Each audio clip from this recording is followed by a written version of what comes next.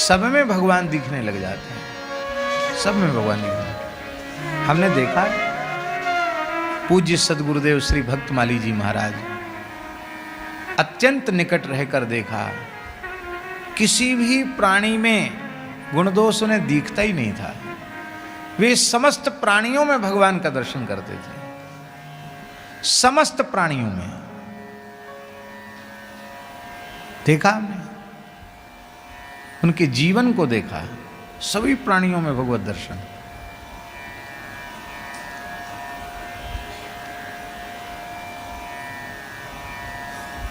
एक दो प्रसंग नहीं, कितने प्रसंग सुना मैं ऐसे, सैकड़ों प्रसंग हैं। एक गांव में थे, स्कूल का एक कमरा था, उसमें रुके थे, बिजली भी नहीं थी। बिजली गांव में कम आती थी, अब तो आने लग गई ज़्यादा, उस समय बिजली नहीं आती थी। मच्छर भी हो रहे थे, शाम का समय था, रात थी, बुंदेलखंड क्षेत्र की बात है। एक व्यक्ति पीकर चला आया, नशा पी कर वो घुस गया भीतर कमरे में, तख्त पर ही बैठ गया। महाराज जी की चौकी बिछी थी, हम लोग नीचे थे, वहीं बैठ गया।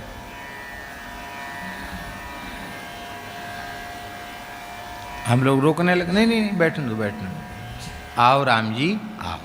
महाराज जी बोले आओ राम जी आओ, विराजो विराजो प्रभु विराजो।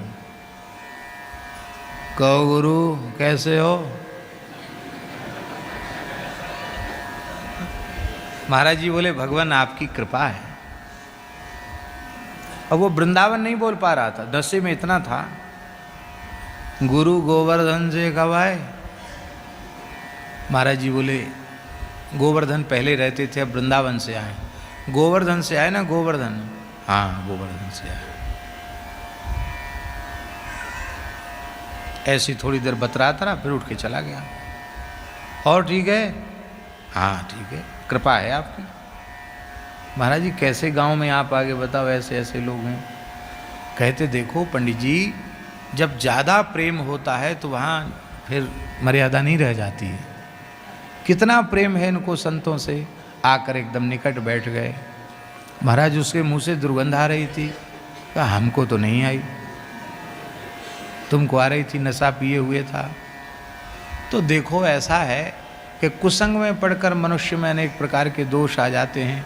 वस्तुतः तो प्रत्येक जीव भगवान का ही अंश है, स्वभावता तो उसमें कोई दोष है ही नहीं। कुसंग से आ गए, ऐसे ही कुसंग से गुण आ जाते, कुसंग के दोष आ जाते हैं। न किसी का दोष है न किसी का गुण है। और तुम कहते हो कि चलो दोष ही है, तो इतनी बार गोवर्धन गोवर्धन उसने कहा, क्या वह पवित्र नहीं हुआ? बोलो ऐसी उदारता और ऐसी दृष्टि कहाँ मिलेगी? किसी प्राणी में दोष देखा ही नहीं जीवन में। महाराज जी हम क्या बताएं आपको, जो निंदा के योग्य है उसकी निंदा उनकी वाणी से कभी नहीं निकली। देखने में अति सरल, और वैसे ही थे, अति सरल अति सहज।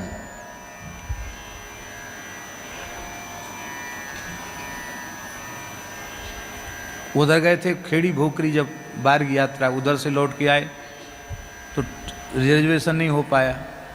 जैसे तैसे एक सीट महाराज के लिए कराई गई। तो महाराज जी का वृद्ध शरीर है, कहाँ महाराष्ट्र से यहाँ वृंदावन आना, मथुरा आना।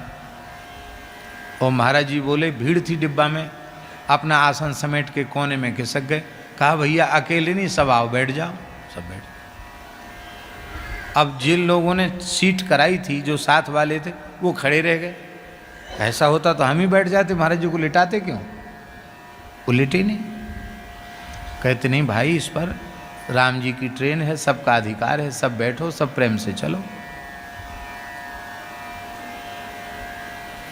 बाहर का पानी नहीं पीते थे महाराज जी, जहाँ से चले वहाँ का जल, वहाँ से जल, पवित्र जल लेकर के अपने डिब्बा में उसी को लेते थे। उस समय तो बिस्लरी वगैरह मिलती भी नहीं थी। और महाराज जी ये बोतल वाला पानी नहीं पीते थे कभी भी। जब चलने लग गया तो भी ये पानी कभी नहीं पिया महाराज जी ने। तो राजस्थान से हम लोग आ रहे थे मरुधर ट्रेन से, और जनरल डिब्बा में यात्रा करते थे महाराज, रिजर्वेशन वाले में नहीं। स्टेशन पे टिकट खरीदा, बैठ गए डिब्बा में। हम लोग भी ऐसे ही चलते साथ में। हम तो कई बार कहते कि हमारे साथ वालों ने बड़ी तपस्या, बड़ा पुण्य किया है, इतना बढ़िया गाड़ियों में चलते हैं और उन हवाई जहाज़ में भी चलते हैं, और हम लोग तो ऐसे ही महाराज जी के साथ ऐसे ही चलते थे, धक्का खाते हुए। महाराज जी के पास तो कोई वाहन, कोई व्यवस्था, सुविधा थी नहीं। तो क्या कह रहे थे? हैं? हाँ, तो एक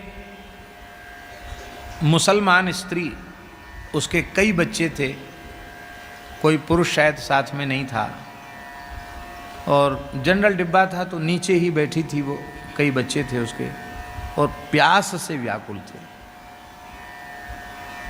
बीच में एक जगह गाड़ी खड़ी हुई, मरुधर ट्रेन थी, तो स्टेशन पर भी पानी नहीं था, गर्मी का समय था।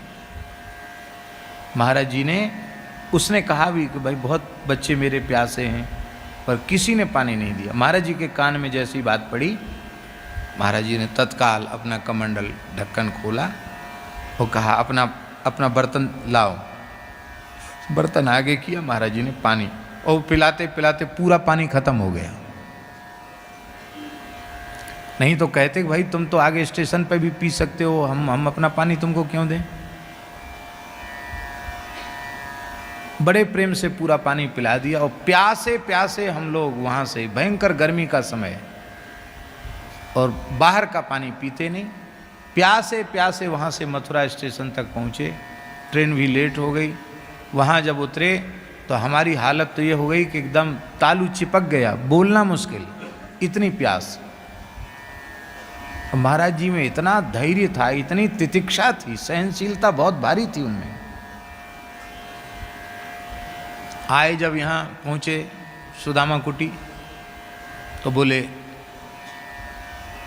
पंडित जी स्नान करो, संध्या करो, जप करो, फिर कुछ खाने की योग्यता होगी। हमने कहा महाराज जी डोललाल कहाँ से जाए, पानी तो एक बूंद मुंह में गया नहीं। भूखे प्यासे परेशान।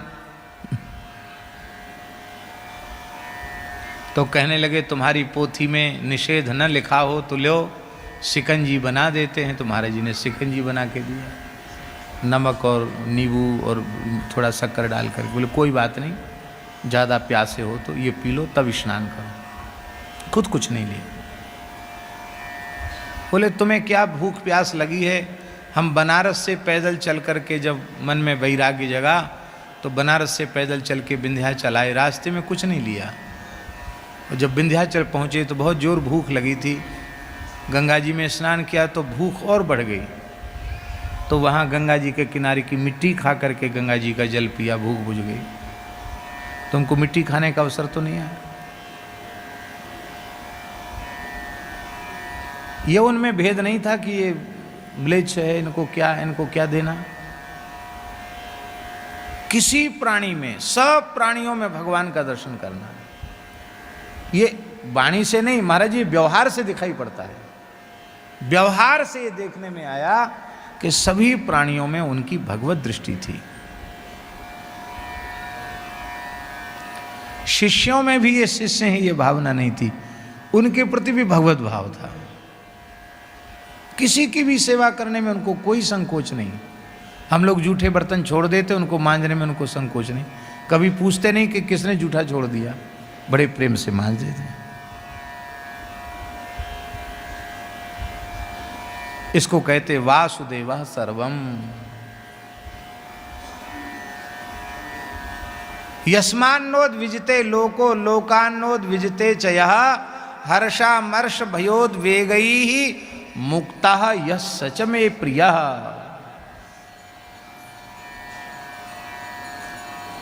गीता के परम प्रचारक पुस्तक में सेठ जी ने कहा कि ये बात अभी मेरी समझ में नहीं आई है। एक जगह लिखा है सेठ जी ने, यस्मान्नोद विजिते लोकान्नोद विजिते च यः। प्रायः मनुष्य उद्विग्न हो जाता है, पर इस श्लोक का प्रत्यक्ष दर्शन हमने अपने पूज्य गुरुदेव भक्तमाली जी में देखा। कभी क्षुब्ध और उद्विग्न नहीं हुए, ना तो अपने व्यवहार से किसी को उद्वेग किया, ना कभी किसी के व्यवहार से उद्विग्न हुए। अगाध समुद्र के समान धीर गंभीर,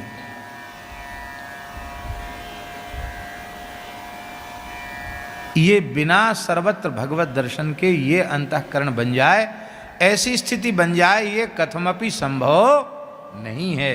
माई मेरे श्याम